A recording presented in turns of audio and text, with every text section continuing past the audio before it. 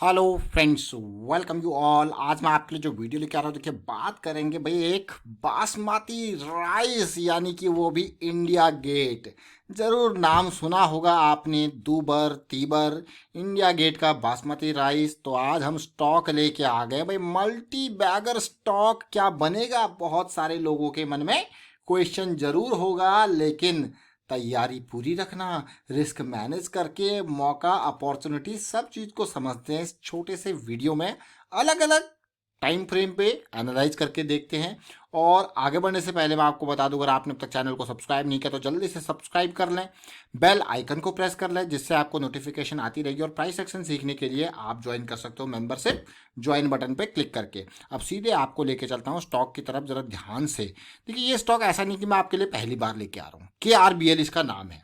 ये company India Gate basmati rice वाली company है और वर्ल्ड की leading rice producer and has fully integrated operation in every aspect of basmati value chain, right from seed development, contract farming, हर तरीके का जितना भी मान के चलिए। देखिए, contract farming, seed development, procurement of paddy, storage, processing, packaging, branding, marketing, सब कुछ है। सब कुछ पूरा, मतलब बासमती की। अब देखिए, पेटेंट भी होंगे अलग अलग राइस के ब्रांड के। और आपको यार वाह, तो बहुत ही अच्छी बात है। तो KRBL इस कंपनी का नाम है, लेकिन बिल्कुल अंडर वैल्यूड है। देखिए जरा पी रेशो, आपको कि भाई है क्या ऐसा अंडर वैल्यूड शेयर भी अभी के टाइम पे मिलेगा, और वो भी खाने पीने से रिलेटेड। मतलब खाने पीने से रिलेटेड अगर ऐसा स्टॉक अभी आपको देखने को मिल रहा है, मुझे लगता है जो है, देखिए खाने पीने वाले आइटम्स, और वो भी एक तो होता है नॉर्मल बाहर का खाना पीना, डोमिनोज पिज्जा एंड ऑल। एक होता है भाई रोज़मर्रा की ज़िंदगी में आप बासमती घर पे ला रहे हो, ऑर्डर कर रहे हो, और उसके बाद क्या कहते हैं घर पे उसको चावल पका रहे हो। That is a different aspect, आप देखिए। लेकिन उसके बावजूद ही स्टॉक बिल्कुल ऐसी मार्केट सिचुएशन में भी दबा पड़ा है। तो वैल्यू है, बिल्कुल वैल्यू जोन में है, बहुत टाइम है अभी। मैं कहूँगा कि भी बहुत ही बड़ी पोटेंशियल कहा जाए, पोटेंशियल अच्छा खासा। तो देखेंगे समझेंगे जरा इसके रेवेन्यू एंड प्रॉफिट ग्रोथ को देखते हैं। क्या रेवेन्यू ग्रो हुआ है इसका KRBL का? तो ये कई बार हम इसकी वीडियोस ऑलरेडी आपके लिए क्रिएट कर चुके हैं। आपने अगर पुरानी वीडियोस देखी होंगी तो जरूर हमने इसके बारे में काफ़ी डिटेल में बातें ऑलरेडी की है। देखिए, रेवेन्यू 2010 में 1500 करोड़ का रेवेन्यू जनरेट करता था, और आज की डेट में यही बासमती आप देखो कितना, 4000 करोड़ का के अराउंड का। अभी पिछले 12 महीनों का अगर 2020 का डाटा देखो तो 4500 करोड़ के अराउंड का रेवेन्यू इसने यहाँ पे जनरेट किया। बढ़िया बात है। लेकिन यहाँ पे अगर देखा जाए प्रॉफिटेबिलिटी, प्रॉफिटेबिलिटी देखो जरा। कभी 100 करोड़ की थी, जब 1500 करोड़ का रेवेन्यू था तब 100 करोड़ के आसपास का प्रॉफिट था। 100 करोड़, 120 करोड़, देखिए 73, 130 करोड़। लेकिन अभी के टाइम पे आपको क्या लगता है कि भाई जैसे जैसे प्रीमियम सेगमेंट में आप जा रहे हो, तो भाई जो आपको माल बेच रहे हैं तो वो भी प्रॉफिट उनका देखिए कहाँ आ गया, 600 करोड़ के अभी देखिए रेवेन्यू, बल्कि 2020 से कम है, लेकिन प्रॉफिट 2020 से ज़्यादा 574 करोड़। जरा सोचिए, कॉन्ट्रैक्ट फार्मिंग, कहीं किसान आंदोलन की बात तो नहीं हो रही कहोगे आप? देखिए ये ऑलरेडी ये सारी चीज़ें पहले से चल रही है, कोई नए कानून जो है अभी लगे नहीं है। कॉन्ट्रैक्ट फार्मिंग ये लोग ऑलरेडी अपने हिसाब से पहले से चला रहे हैं, और ये सारी सीड डेवलपमेंट से लेके, कॉन्ट्रैक्ट फार्मिंग से लेके, प्रोक्यूरमेंट से लेके सारी चीज़ें ऑलरेडी कर रही है ये कंपनी। तो आप कहोगे हाँ यार बहुत ही बढ़िया, तो प्रॉफिटेबिलिटी आने वाले टाइम पे कहाँ जाएगी, जरा सोचिए। लेकिन ये तो हो गए फंडामेंटल्स, बट इस स्टॉक को आपके सामने पहले भी और फिर से अभी लाने का भी मकसद एक ही है। शेयर जो है वो पड़ा है अंडर वैल्यूड स्टेज में।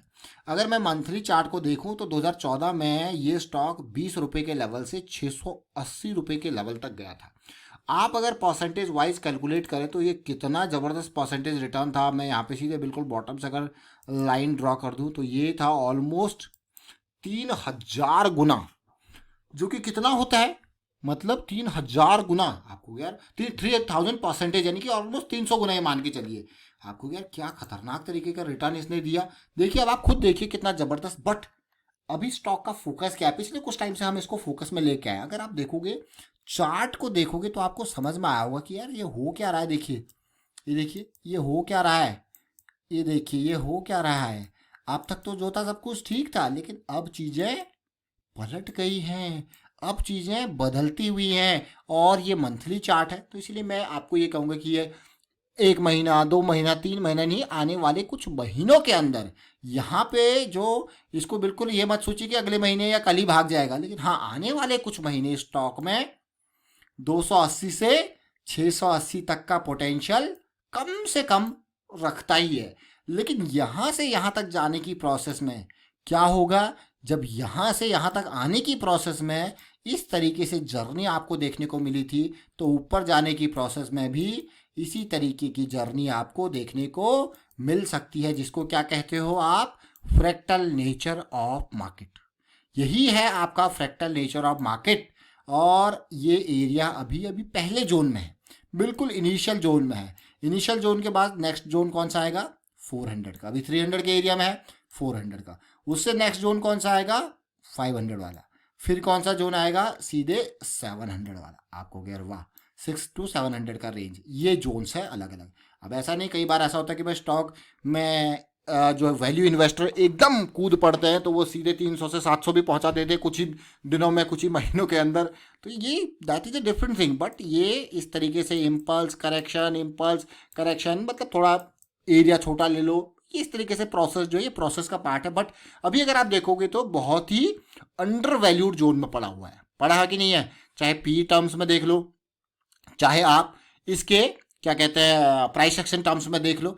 क्योंकि प्राइस एक्शन में जब मैंने स्मार्ट मनी को देखा, तो ये मैंने स्मार्ट मनी देखी, ये स्मार्ट मनी देखी, ये पंप हुई है। और ये मान के चलो कि ये एरिया, इस 100 रुपये की रेंज में स्मार्ट मनी ने माल खरीदा है, और अभी भी ये उसी एरिया में होवर कर रहा है। तो स्मार्ट मनी की नज़रें ज़रूर हैं, तो आप भी नज़रें बनाइए इस पर। और फिलहाल मैं आपको दिखाऊं, यहाँ पे धीरे धीरे MACD सेंटर लाइन से मंथली पे ऊपर आ रहा है। मतलब इतने सालों की करेक्शन बहुत ही जल्द दूर होने वाली है, तो नज़रें ज़रूर हैं। बट अभी देखिए 200 SMA वीकली बहुत इंपॉर्टेंट। अब प्राइस उसको पार करके जरा सा सपोर्ट लेके, मैं कहूँगा थोड़ा सा ये एरिया क्रॉस हो जाए ना, तो ये एरिया क्रॉस होके क्या होगा, ये जो पार्ट है ना आपका स्टॉप लॉस बन जाएगा। दूसरा एक और इम्पॉर्टेंट पार्ट जो मैं आपके साथ शेयर करना चाहूँगा, वो पता है क्या है, वो है इम्बैलेंसेस। क्या आप इम्बैलेंसेस को समझते हो? इम्बैलेंसेस बहुत ही इंपॉर्टेंट, मतलब सडन राइज इन प्राइस क्या क्रिएट करता है, इम्बैलेंस। उस इम्बैलेंस की वजह से क्या आता है स्टॉक में, भाई फिर से करेक्शन आएगा, और वो लो वॉल्यूम होगा। और वो करेक्शन लो वॉल्यूम होगा, तो जैसे ही वो रिजॉल्व होगा, देखिए अभी रिजॉल्व नहीं हुआ, अभी we are in the correction phase, और ये कैंडल जरूर थोड़ा इंपॉर्टेंट है। लेकिन जैसे ये रिजॉल्व होगा, तो डेफिनेटली फिर से स्मार्ट मनी एक्टिवेट हो जाएगी। That will be your next impulse and this will be your stop loss. आपको मान लो मुझे यहाँ पे एंट्री करनी है 300 रुपये में, मान के चलो मैं, और मेरा स्टॉप लॉस है डीप, अगर मैं स्विंग की बात करूँ, वीकली स्विंग की बात करूँ, 270 का स्टॉप लॉस है, 300 रुपये पे एंट्री कर रहा हूँ। मेरा टोटल रिस्क कितना हो गया, 30 रुपीज़ पर शेयर। और अगर मैं मात्र 3000 रुपये का रिस्क लेना चाहता हूँ, तो मेरा जो क्वांटिटी होगा वो 100 शेयर से ज़्यादा नहीं होगा। मेरी टोटल इन्वेस्टमेंट कितनी होगी, मात्र और मात्र 30,000, क्योंकि मैं रिस्क ले सकता हूँ ओनली एंड ओनली 30 रुपीज़ पर शेयर। अब छोटे टाइम फ्रेम पे जाके ऑप्टिमाइज करके, आप रिस्क को ऑप्टिमाइज करके थोड़ा सा स्टॉप लॉस को, उसके बाद आप अपने शेयर की क्वांटिटी अप डाउन वहाँ से कर सकते हो। लेकिन जैसे लास्ट टाइम की अगर मैं बात करूँ, ये करेक्शन आई थी, इस करेक्शन को अगर आप तसल्ली से देखो, कंप्लीटली लो वॉल्यूम करेक्शन थी कि नहीं थी ये वाली। अब मान लो आप इस एरिया में एंटर ले रहे हो, इसके हाई क्रॉस होने के बाद 250 पे आपका स्टॉप लॉस है ऑलमोस्ट 230 का, 20 पॉइंट का आपका स्टॉप लॉस।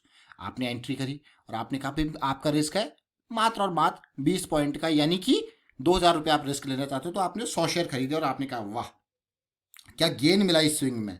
इस स्विंग में गेन मिला, मान लो आपने 320 पे प्रॉफिट बुक किया, ऑलमोस्ट 250 से आपको क्या 70 रुपीज़, सीधे सीधे 7000 का गेन विद लॉस।